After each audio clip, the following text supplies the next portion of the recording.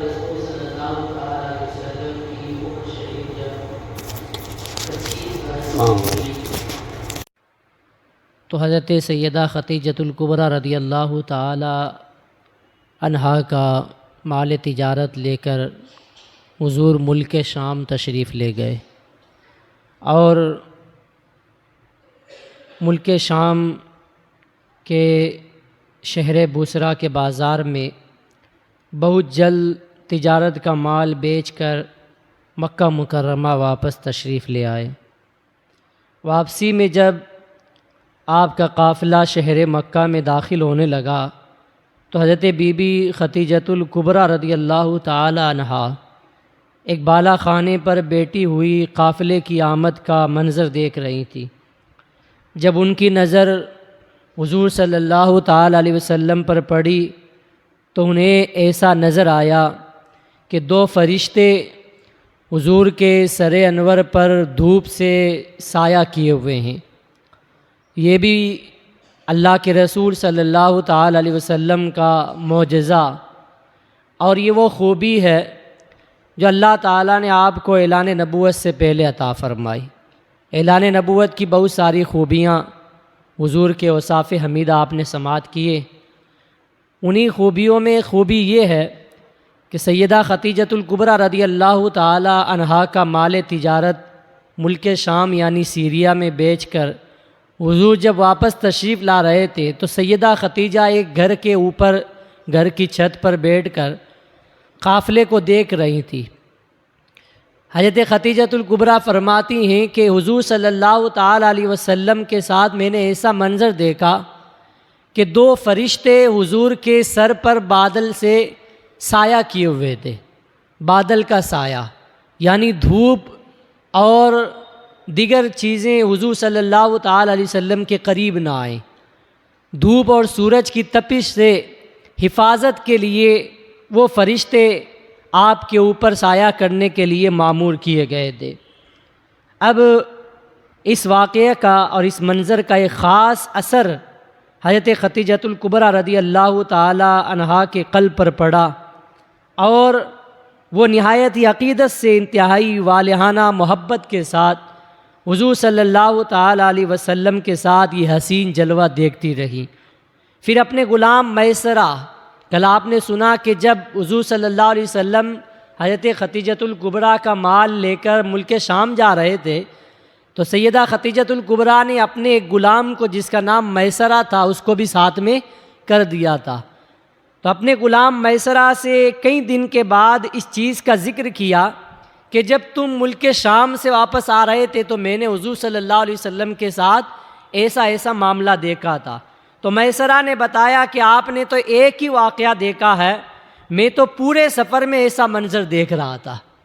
میں تو پورے سفر میں ملک شام میں، شام کے شہر بصرہ میں جاتے وقت، آتے وقت، سفر میں، حضر میں، راستے میں، ٹھہرنے کے مقام پر، ہر جگہ میں نے حضور صلی اللہ تعالی علیہ وسلم کے ساتھ ایسا منظر دیکھا، اور اس کے علاوہ بھی بہت ساری عجیب و غریب چیزیں دیکھنے کو مجھے ملیں، بہت ساری باتوں کا میں نے مشاہدہ کیا۔ پھر میسرہ نے نستورہ راہب، کل آپ نے یہ بھی سنا کہ نستورہ راہب جو وہاں کے چرچ کا راہب تھا، پادری تھا، اس نے جب اللہ کے رسول صلی اللہ علیہ وسلم کو دیکھا تو میسرہ سے کہا تھا کہ جس درخت کے نیچے حضور صلی اللہ علیہ وسلم ٹھہرے ہوئے ہیں آج تک اس درخت کے نیچے نبی کے علاوہ کوئی نہیں ٹھہرا ہے، نبی کے علاوہ کوئی نہیں ٹھہرا ہے۔ تو مجھے یہ یقین ہے کہ تمہارے ساتھ جو نوجوان آیا ہے یہ بھی اللہ کا نبی ہے، اور میں نے توریت اور انجیل میں اور دیگر آسمانی کتابوں کے اندر اللہ کے آخری نبی کی جو نشانیاں دیکھی تھیں وہ تمام نشانیاں اس نوجوان کے اندر نظر آ رہی ہیں۔ تو حضور صلی اللہ تعالی علیہ وسلم کو بہت ساری نشانیاں دیکھ کر میسرہ نے، نستورہ راہب نے پہچان لیا۔ تو یہ ساری گفتگو میسرہ غلام نے سیدہ خدیجۃ الکبریٰ رضی اللہ تعالی عنہا سے بتائی۔ یہ سن کر حضرت خدیجۃ الکبریٰ کو بے پناہ قلبی تعلق اور بے حد عقیدت و محبت ہو گئی۔ حضور صلی اللہ علیہ وسلم سے پہلے بھی انہیں عقیدت تھی، لیکن جب یہ واقعہ سنے اور یہ عجیب و غریب باتیں، یہ حضور صلی اللہ علیہ وسلم کے معجزات اور سرکار کی خوبیاں دیکھیں اور سنی تو سیدہ خدیجۃ الکبریٰ رضی اللہ تعالی عنہا کی عقیدت اور زیادہ ہو گئی۔ عقیدت یہاں تک بڑھ گئی کہ اب سیدہ کا دل بھی ادھر جھک گیا، سیدہ کا دل بھی حضور کی جانب جھک گیا، اور پھر سیدہ خدیجۃ الکبریٰ رضی اللہ تعالی عنہا نے آپ کو نکاح کا پیغام بھیجا۔ اب آپ دیکھیں سیدہ خدیجۃ الکبریٰ رضی اللہ تعالی عنہا مکہ مکرمہ کی بہت ہی مالدار خاتون تھی، بہت ہی مالدار عورت تھی، لیکن وہ بیوہ تھی، ان کے شوہر کا انتقال ہو گیا۔ اب 40 سال کی عمر ہے، 40 سال کی عمر میں بھی ان کے پاس نکاح کے کئی پیغامات آئے تھے، لیکن انہوں نے اب نکاح کرنے کا ان کا کوئی ارادہ نہیں تھا، کوئی مقصد نہیں تھا کہ اب نکاح کریں گے، کوئی نیت، کوئی ارادہ نہیں ہے۔ بہت سارے بڑے بڑے گھرانوں سے ان کے پاس پیغامات آئے، لیکن تمام پیغامات کو انہوں نے ٹھکرا دیا۔ اور جب اللہ کے رسول صلی اللہ تعالی علیہ وسلم کے ساتھ، حضور صلی اللہ تعالی علیہ وسلم کے ساتھ انہوں نے حضور کے اوصاف حمیدہ دیکھے، حضور کی خوبیاں دیکھیں، حسن و جمال دیکھا، میرے آقا کے اخلاق دیکھے، حضور صلی اللہ علیہ وسلم کا کردار دیکھا، میرے آقا کا سلوک دیکھا، تو سیدہ خدیجۃ الکبریٰ رضی اللہ تعالی عنہا نے نکاح کا پیغام بھیجا۔ مال و دولت کے ساتھ ساتھ انتہائی شریف تھیں سیدہ خدیجۃ الکبریٰ۔ یہ نہیں کہ ان کے پاس صرف مال ہی تھا، صرف دولت تھی، باقی اور چیزیں نہیں تھی، بلکہ اللہ تعالیٰ نے انہیں مال بھی عطا فرمایا، دولت بھی عطا فرمائی، انہیں اللہ نے شرافت بھی عطا فرمائی، اللہ تعالیٰ نے انہیں سخاوت بھی عطا فرمائی۔ تو ان تمام خوبیوں کے ساتھ اللہ تعالیٰ نے آپ کو متصف فرمایا تھا۔ انتہائی شریف خاندان کی خاتون، عفت مآب خاتون، اہل مکہ ان کی پاک دامنی اور پارسائی کی وجہ سے ان کو طاہرہ کہا کرتے تھے۔ اہل مکہ سیدہ خدیجۃ الکبریٰ رضی اللہ تعالی عنہا کو ان کی پاک دامنی کی وجہ سے اور ان کی عصمت کی وجہ سے، ان کی عفت مآبی کی وجہ سے طاہرہ یعنی پاک خاتون، یہ ان کا لقب تھا۔ اہل مکہ ان کو طاہرہ کہہ کر پکارتے تھے۔ ان کی عمر 40 سال کی تھی۔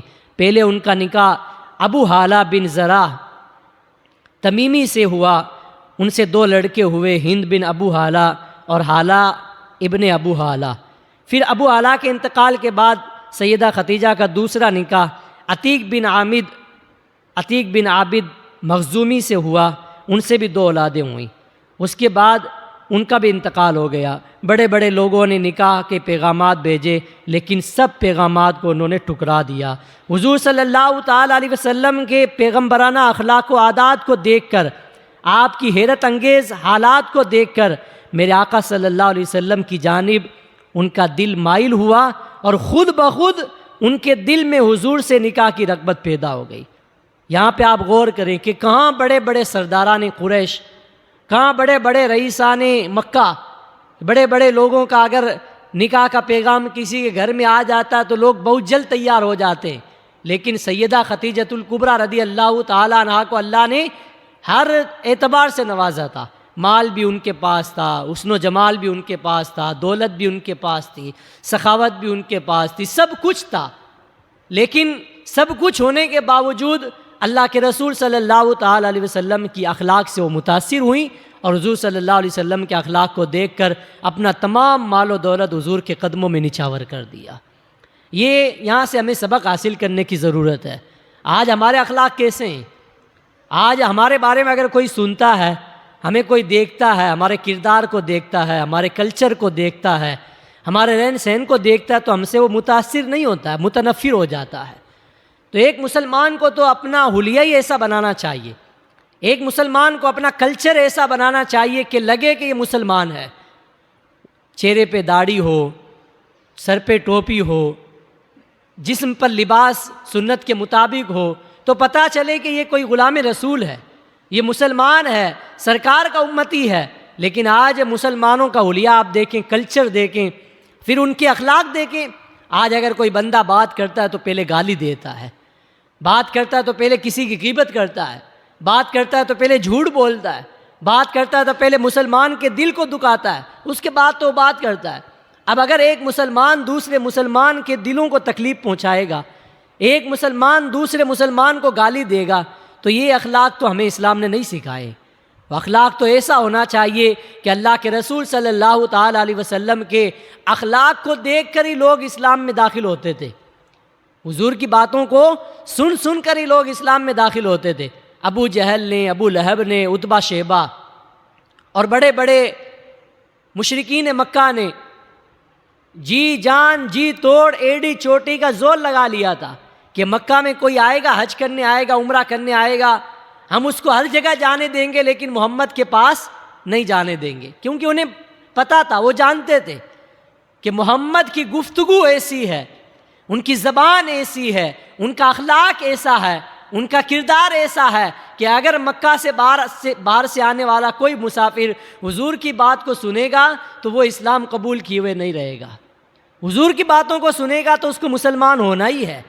اس لیے ابو جہل، ابو لہب، ان لوگوں کا کام یہی تھا کہ کوئی مسافر آتا تھا، وہ کہتے تھے کہ تم ہر جگہ جانا، لیکن یہاں پر ایک محمد نام کا شخص رہتا ہے جس نے اپنی نبوت کا اعلان کیا ہے، ہمارے خداؤں کو وہ برا بھلا کہتا ہے، جھوٹے خدا کہتا ہے، ایک اللہ کے سامنے جھکنے کا اعلان کرتا ہے، ایک اللہ کی عبادت کرنے کا پیغام دیتا ہے، تم ہر جگہ جانا لیکن اس کی باتوں کو مت سننا، اس کی باتوں میں جادو ہے، اس کی باتوں میں شاعری ہے، اس کی باتوں میں یہ ہے وہ ہے، سب کچھ بناوٹی چیزیں بنا بنا کر لوگوں کو حضور سے دور کرنے کی کوشش کی جاتی تھی۔ لیکن مرض بڑھتا گیا جوں جوں دوا کی، جس طرح یہ لوگ روکنے کی کوشش کرتے تھے اسی قدر لوگ حضور کی طرف مائل ہوتے جاتے تھے۔ یہ لوگ کوشش کرتے تھے کوئی حضور کے قریب نہ جائے، لیکن اسلام ایسا پھیلتا گیا کہ کبھی 4 مسلمان، کبھی 5 مسلمان، کبھی ایک دن میں 50 مسلمان، کبھی 100 مسلمان، لیکن یہ تو وہ شجر تھا کہ جس کا درخت اللہ کے رسول صلی اللہ تعالیٰ علیہ وسلم نے جب اس کی بنیاد رکھی تھی مکہ شریف کی سرزمین پر، سب سے پہلے حضرت صدیق اکبر اسلام لائے، عورتوں میں سیدہ خدیجۃ الکبریٰ اسلام لائی، بچوں میں مولا علی اسلام لائے، غلاموں میں حضرت بلال اور حضرت زید ابن حارثہ ایمان لائے۔ اس طرح لوگ جوگ در جوگ قافلے کی صورت میں، گروپ کی صورت میں اسلام میں داخل ہوتے گئے۔